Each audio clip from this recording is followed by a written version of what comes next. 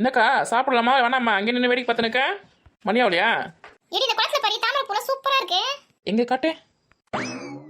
அங்க பாத்தியா? ஆமாக்கா 4 தாமரை பூ இருக்குல்ல, செம்மையா இருக்குதுக்கா. அந்த தாமரை பூல ஒன்னு ஹைட்டா இருக்கு பாத்தியா? அதான் வந்து எங்க வீட்டுக்காரர். அது பக்கத்துல கொஞ்சம் குண்டா இருக்கு பாத்தியா? அது நானு. ஆமாக்கா உன்ன மாதிரி இருக்குல்ல. கொஞ்சம் தள்ளி பக்கத்துல 2 சின்ன சின்னதா இருக்கு பாத்தியா? அது 2 பசங்க. பாக்கிறதுக்கு எங்க குடும்பம் மாதிரியே இருக்குல்ல. ஆமா ஆமா உங்க குடும்பம் மாதிரியே தான் இருக்குது. வயிறு வேற பசிக்குதுக்கா. கவா கவா இந்த இப்போதாடி தாமரை பூ ரசிச்சுன்னு இருக்க.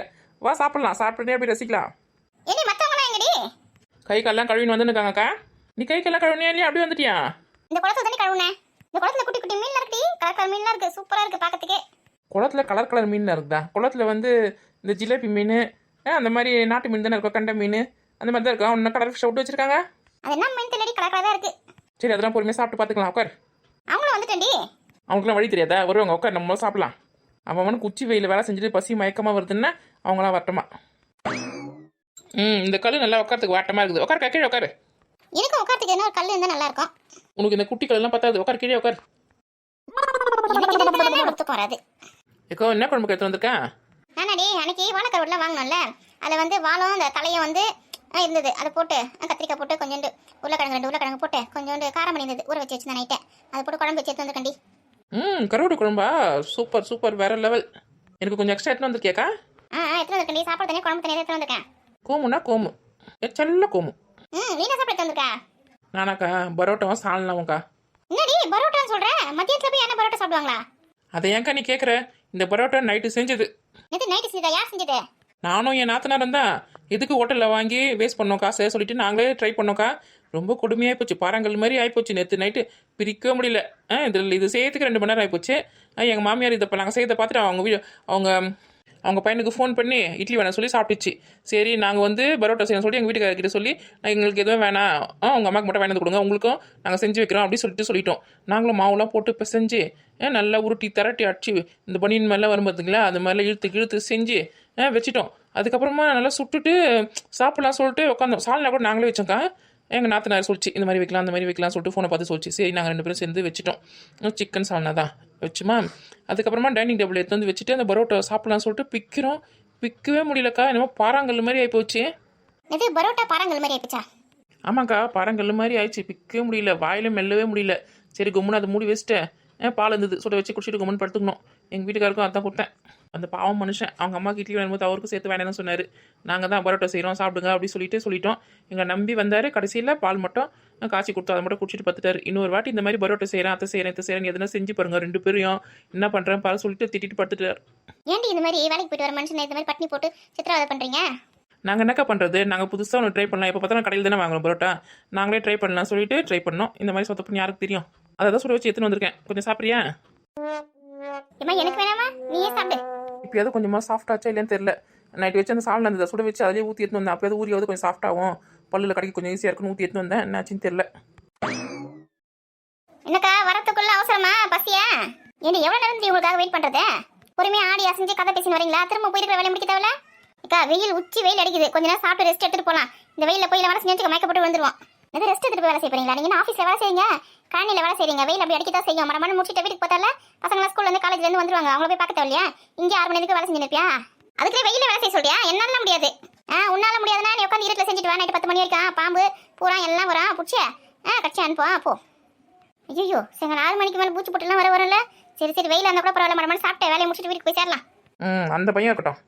உட்காருங்கடி, வாயை பார்த்து நிற்பீங்க. டிஃபன் பாக்ஸை திறந்து வை. என்னது கிட்டா இது? பிரியாணி மாதிரி இருக்கு. ஆமாக்கா பிரியாணி தாக்கா. பரவாயில்லையே, காலையிலேயே பிரியாணி தான் செஞ்சுட்டு இருக்கேன். நான் எங்க காலையிலேருந்து செஞ்சேன்? அப்போ யாருக்கு கொடுத்தாங்க உனக்கு? எனக்கு யாரும் கொடுக்கல, வரும்போது கடையில் தான் வாங்கி வந்தேன். பரவாயில்லையே, நம்ம ஊரில் காலையிலேயே பிரியாணி போடுறாங்களா? ஆமாக்கா, ஒன்று வாங்கினா ஒன்று ஃப்ரீயா புதுசாக நம்ம ஊரில் கடை தந்துருக்காங்க பஸ் ஸ்டாண்ட் பக்கத்தில். நீ பார்க்கலையா? அப்படியாடி, நான் கூட கவனிக்கவே இல்லையா? நேற்று வீடு வந்து நோட்டீஸ் கொடுத்துட்டு போனாங்களே, ஒரு பிரியாணி வாங்கினா ஒரு பிரியாணி ஃப்ரீன்னு. நீ இல்லையா அப்போ வீட்டில்? என் பையன் வந்து ஏதோ ஒரு சீட்டு ஒன்று கொடுத்தான். நான் ஏதாவது இடம் அது மாதிரி லேண்டு ஏதாவது போட்டிருப்பாங்க, அந்த சீட்டு சொல்லிட்டு தூக்கி போட்டுட்டேன். நான் கவனிக்கவே இல்லையே. பிரியாணி படம் பார்த்துருந்தா கூட படிச்சிருந்திருப்பேன். ஒன்று வாங்கினா ஒன்று ஃப்ரீ. எத்தனை நாளைக்கா? இன்னைக்கு தான் கடை தந்துருக்காங்க. இன்னைக்கு ஒரு நாள் மட்டும்தான். தினமும் கொடுத்தா அவங்க தலையை துண்டு தான் போட்டு போகணும். பிரியாணி கடை எப்படி நடத்துவாங்க? கொஞ்சம் கூட அறிவில்லை உனக்கு? இந்தியா ஒன்று வாங்கினா ஒன்று ஃப்ரீ சொன்னல, ஒன்று இருக்கு இன்னொன்று எங்கடி? இன்னொன்று வாங்கி தான் என் பசங்க 2 பேருக்கும் எங்கள் வீட்டுக்காருக்கும் கட்டி கொடுத்து அனுப்பிச்சிடுறேன். ஒரு பிரியாணி எடுத்த 3 பேர் கட்டி கொடுத்துருக்கேன். ஆமாம், என் பசங்களாம் வந்து கொஞ்சம் சாப்பிடுவான், எங்கள் வீட்டுக்காரர் கொஞ்சம் சாப்பிடுவாரு. அது போதும் அவங்களுக்கு. மீதி கூட நட்டு வந்துட்டேன். ஐயோ இந்த விஷயம் நமக்கு தெரிஞ்சுதான் இந்த பரோட்டா கிட்ட நம்ம தப்பிச்சிருக்கலாமே. நமக்கு தேவையா இந்த வேலைலாம் பரோட்டா செய்கிறேன்னு காசை கொடுத்தோமா கடையில் வாங்கணுமா சாப்பிட்டோமான்னு இல்லாமல் காசை மிச்சம் பண்ணுறது நைட்லேருந்து பட்னி இருக்கிறது தான் மிச்சம். என் மாமியார் வேலை காலையிலேருந்து சமைக்காமல் இந்த பரோட்டாலாம் முதல்ல காலி பண்ணுங்க அதுக்கப்புறமா சமைச்சிக்கலாம் அப்படின்னு சொல்லி விட்டுருச்சு. இப்போ நம்ம என்ன பண்ணுறது? இந்த பரோட்டா யாத்திரையில கட்டி ஆகணுமே. ராதிகாக்கா நீ என்ன குழம்பு எடுத்து வந்திருக்கேன்? நானாடி நேற்று வச்ச மீன் குழம்பு தான் எடுத்து வந்திருக்கேன். மீன் நல்லா வட்ட வட்டமாக இருக்குதுக்கா. கிழங்கு மீன் நேற்று தான் வேணும் எங்கள் வீட்டுக்காரு. இந்த குழம்பு வச்சேன் மீதி இருந்தது அது வச்சு சாப்பாடு மட்டும் வச்சுட்டு எடுத்து வந்துட்டேன். Super super. நல்ல முடியாது. நீ என்ன சாப்பாடு? சிக்கன் ரைஸ்ன்னு சொன்னால் நம்ம கிட்ட கேட்பாவ அதான் சொல்லக்கூடாது. காலிஃப்ளவர் ரைஸ் சொல்லிக்கலாம். இன்னும் 4 முடிய சத்தத்தையே காணோம்.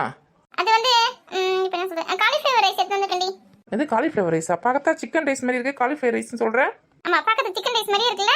ஆமாம் நான் கூட அந்த மாதிரி இருக்கணும்னு சொல்லிட்டு தான் மசாலாலாம் போட்டு சிக்கன் மாதிரி ஃப்ரை பண்ணிட்டு தனியாக சாதம் ரெடி பண்ணிட்டு எல்லாத்தையும் ஒன்றா மிக்ஸ் பண்ணி இந்த ஃப்ரைட் ரைஸ்லாம் கடையில் செய்வாங்க அந்த மாதிரி செஞ்சு பசங்களுக்கு கொடுத்து அமிச்சிட்டு மீதி கொஞ்சம் இருந்தது அது மட்டும் எடுத்து வந்துருக்கேன். அப்படியா? கூட இப்படி சாப்பிட்டு பார்க்கலாம். வேணாண்டி சாப்பிட்டு பார்த்தா கொஞ்சம் உப்பு சரியில்லை. உப்பு அதிகமாக இருக்குதா கம்மியாக இருக்குதா தெரியல ஒரு மாதிரியாக இருக்குது. அதனால நீ பரோட்டா சாப்பிட்டு. ஏதோ திருட்டு வேலை பண்ணுற மாதிரி தெரியுது. பரவாயில்ல, உப்பு அதிகமாக இருந்தாலும் பரவாயில்ல, உப்பு கம்மியாக இருந்தாலும் பரவாயில்ல, நான் சாப்பிடுவேன். இந்த பரோட்டா எடுத்துக்கோ. இன்னும் காலிஃப்ளவர் ரைஸ் நான் எடுத்துக்கிறேன்.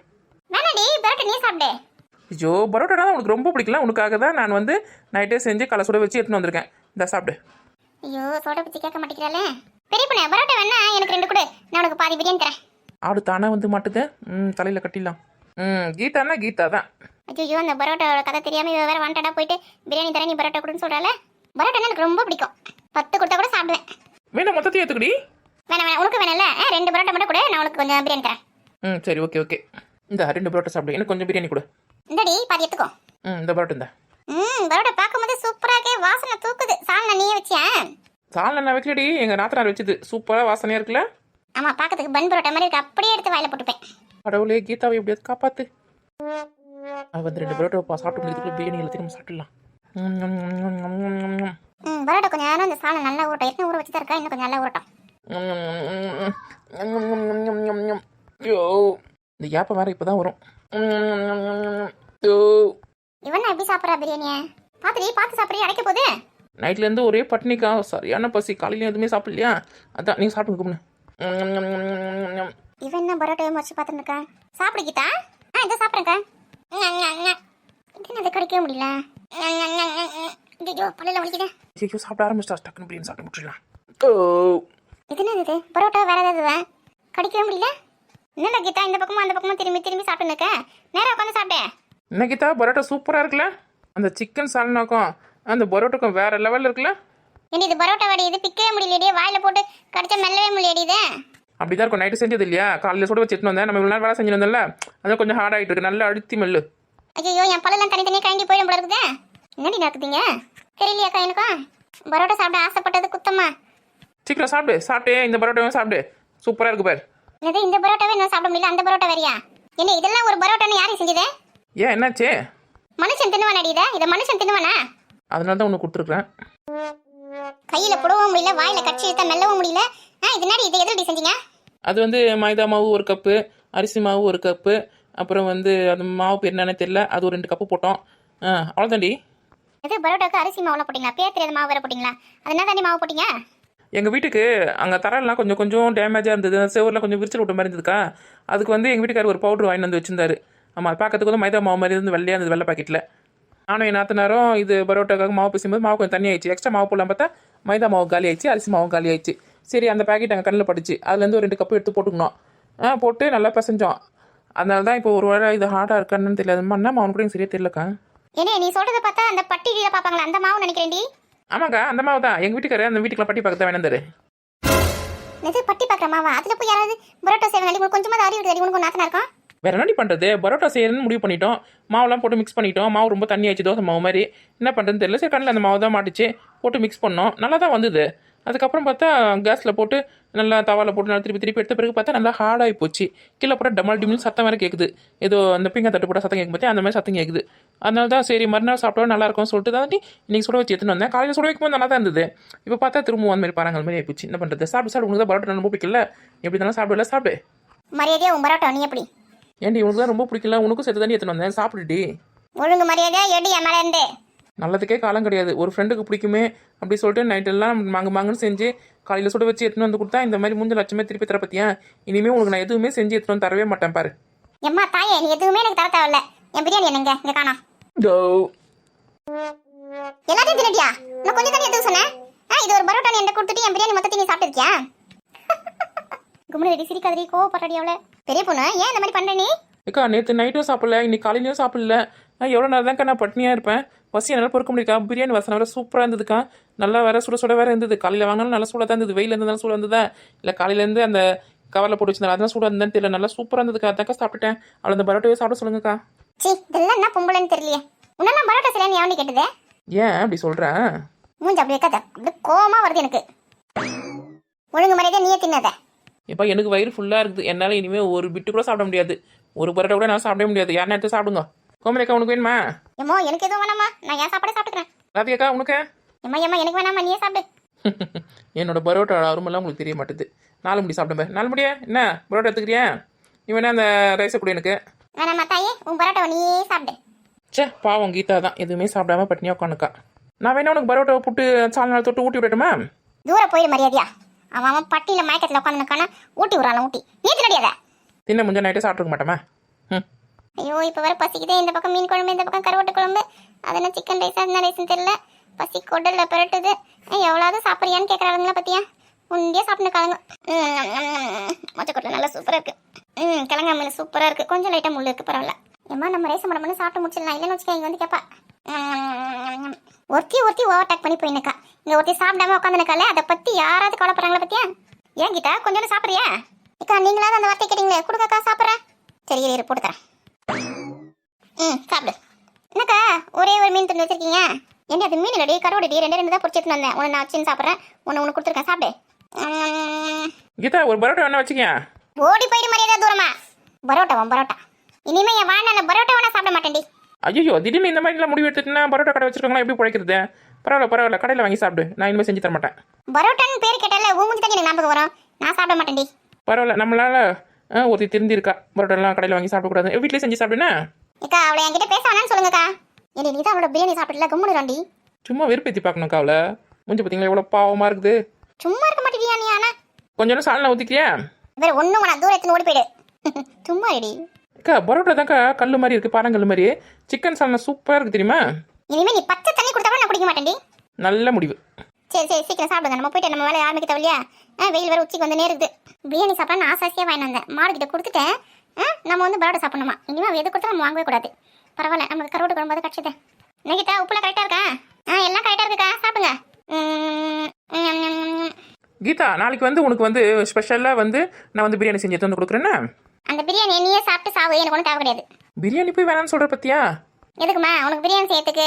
சிக்கன் கிடைக்கணும் சொல்லிட்டு எதாவது பிடிச்சி செஞ்சு எடுத்துன்னு வந்துருவேன். அதை சாப்பிட்டு நான் சாகத்துக்கா? ஓடி போயிடு மரியாதையா. நீயே சாப்பிட்டு நீயே சாகு.